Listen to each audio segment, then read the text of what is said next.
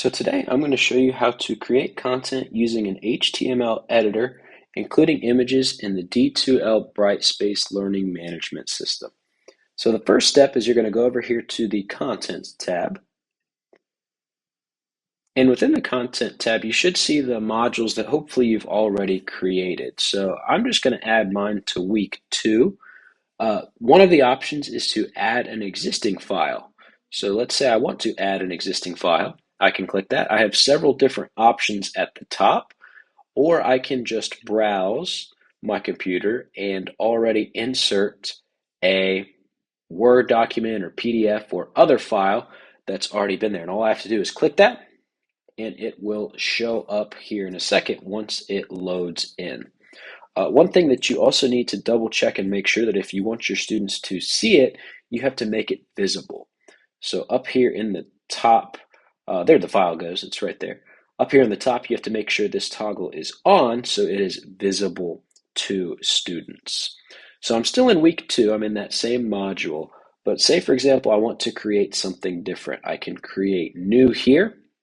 Then let's choose this page option, for example. So maybe on this page, I want to include a picture.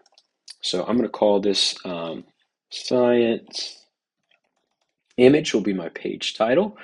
I'm not going to give it a due date because it's just kind of material.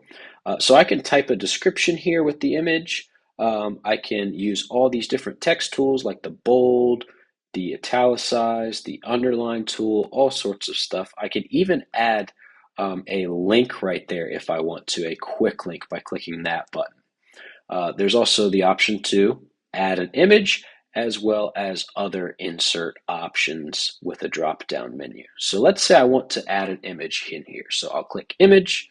You can choose these different options, my computer URL or course offering. I'm just going to choose my computer because I think that's the easiest easiest spot for me to find it.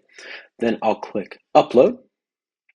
And then I know I called this the test image. There it is. So that's the image I want. I'll just hit open. And it should be right there. The next step is going to be to click the add button.